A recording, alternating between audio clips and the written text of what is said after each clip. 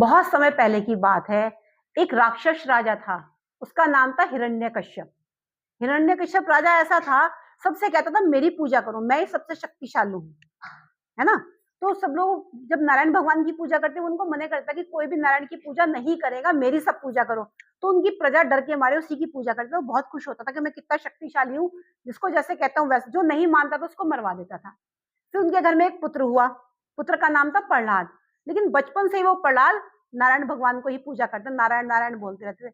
ये बात राजा को बहुत बुरी लगती थी कि जब मेरा पुत्र मेरी बात नहीं मानता, मेरे मतलब मुझे नहीं पूज रहा, तो प्रजा मुझे कैसे पूछेगी। उसको बुलाया दरबार में सबके सामने कि तुझे जो है मेरी पूजा करनी है, नारायण भगवान की पूजा नहीं करनी।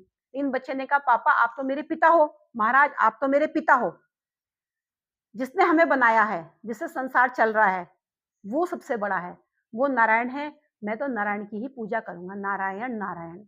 पिताजी को बहुत गुस्सा है, कई बार समझाया, लेकिन बच्चा नहीं माना कि आप मेरे पिता हो, आप भगवान नहीं हो, मैं तो नारायण को ही मानूंगा, उन्हीं की पूजा करूंगा। पिताजी ने अपने सैनिकों से कहा जाओ इसे ऊपर पहाड़ी से ले जाके नीचे फेंक के आ जाओ। क्या होगा फेंकने से? मर जाएगा। राजा ने सोचा जब ये नहीं मेरा कहना मानेगा, प्रजा भी नहीं मानेगी, इसको ही खत्म कर दूं। क्योंकि प्रजा को तो डरा के रखना ही था कि जो भी ऐसे काम करता, क्योंकि लोग बोलने लगे थे कि हमें तो मरवा देते हैं जब पूजा नहीं करते, अपने बेटे को तो इन्होंने रखा हुआ है ऐसे ही। तो उनकी बात सुन के भी वो सोचते थे मैं अपने बेटे को भी मरवा दूं। ठीक है, तो उन्होंने क्या किया, सैनिकों को भेजा, सैनिक ऊंची पहाड़ी पे लेके गए और धक्का देके वापस आ गए। लेकिन जब दरबारी वापस आए दरबार में, देखा प्रहलाद तो महल में ही खेल रहा है, महल में आ गया नारायण नारायण कर रहा है। उन्हें बड़ा आश्चर्य हुआ, राजा तक बात पहुंची। राजा ने कहा अच्छा पहाड़ी से तो किसी तरह से बच गया होगा ये, ऐसा करो इसको पानी में डुबा के आओ, पानी में डूब के तो सांस बंद हो जाएगी, मर जाएगा। अब सैनिक बेचारे फिर से उसको लेके गए, गहरी नदी के पास गए और उसको एक बोरे में पत्थर बांध के उसकी कमर से वो भी बांध दिया। लेकिन वो बच्चा तो क्या है, नारायण नारायण करता। सैनिकों ने पूछा कि तुम्हें डर नहीं लगता? कि नहीं, मेरे नारायण मेरे साथ है, मुझे कोई डर नहीं लगता।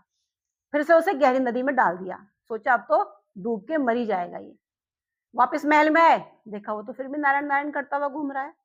फिर से वो जिंदा, बड़ा आश्चर्य हुआ कि ऐसा क्या है, भगवान उसको बचा रहे थे। तो उन्होंने सोचा अब और क्या तरकीब रह गई, ऊपर पहाड़ी से भी गिरा दिया, उसको पानी में भी डुबा दिया, जलाने का उपाय रह गया, बस इसको जला देते हैं, क्योंकि मारना ही है इसको, अब जला दो इसको।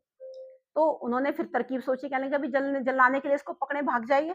तो उनकी हिरण्यकश्यप की एक बहन थी, उसका नाम था होलिका। भगवान से उसे ऐसे आशीर्वाद प्राप्त था, उसको एक शॉल दिया गया था, उस शॉल को पहन के ओढ़ लो, आग के बीच में से निकल जाओ तो आपका कुछ भी नहीं होगा। जैसे फायर ब्रिगेड वाले वो ड्रेस पहन के रखते हैं ना, आग में भी चले जाते हैं, जलते नहीं है। तो उसके पास समझ लो एक ऐसी ड्रेस या ऐसी शॉल थी कि जिससे कि अग्नि भी उसका कुछ नहीं बिगाड़ पाती थी।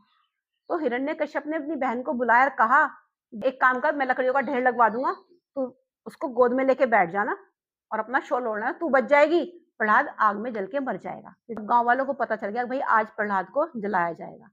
लेकिन लोग देखना चाहते थे कि ऊपर पहाड़ी से गिरने से वो बच्चा बच गया, भगवान ने बचा लिया, डूबने से बच गया, तो क्या आज भी बचेगा वो? इस कारण सब लोग गांव के इकट्ठे हो गए। बड़ा सा लकड़ी का ढेर, जैसे तुम लोग होली पे लगाते हो, बड़ा सा लकड़ी का ढेर लगने से पहले ही होलिका उसको गोद में लेके बैठ गई। अब वो क्या बोल रहा था, नारायण नारायण, भगवान को याद कर रहा था वो तो। सबने कहा आज बता नहीं भगवान बचा पाएंगे नहीं बचा पाएंगे। अंदर होलिका जो उसकी बुआ थी, गोद में उसको लेकर बहका के बैठ गई। सब इकट्ठे हुए थे, एक सैनिक जो थे उनके दरबार में, उन्होंने उसमें आग लगा दी, पूरी तेज आग जल गई। सब लोग बहुत उदास हुए कि अब प्रहलाद भी मर गया। और उनको पता था होलिका के पास शॉल है, वो तो बच के निकल आएगी। लेकिन जब आग जलने के बाद बुझी आग, तो क्या देखते हैं, प्रहलाद जिंदा है और होलिका जल चुकी है। तो उसने चुपचाप अंदर क्या किया, अपना शॉल उतार के प्रहलाद को उड़ा दिया।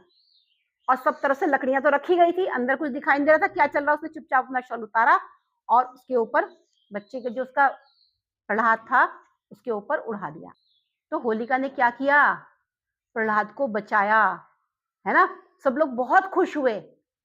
रात तो हो ही चुकी थी, अगले दिन एक दूसरे के ऊपर रंग डाला और होली मनाई साथ में। अब तुम्हारी मम्मी, हम लोग क्या करते हैं, जब होलिका बनाते हैं, होली बनाते हैं लकड़ी की, तो क्या करते हैं, उसकी पूजा करते हैं। क्यों पूजा करते हैं उसकी, किसकी पूजा की हमने, होली की। होलिका ने ही प्रहलाद को बचाया, उसके अंदर थी उस वाली अग्नि ने, होली प्रहलाद को बचाया, तो इसलिए हम उसकी पूजा करते हैं। जिस तरह से प्रहलाद बचा है, ऐसे ही सब मम्मी अपने बच्चों की, बेटे की और बेटियों की रक्षा की प्रार्थना करती हैं कि हमारे बच्चे की भी मुसीबत से, परेशानी से ऐसी रक्षा करना जैसे प्रहलाद की है।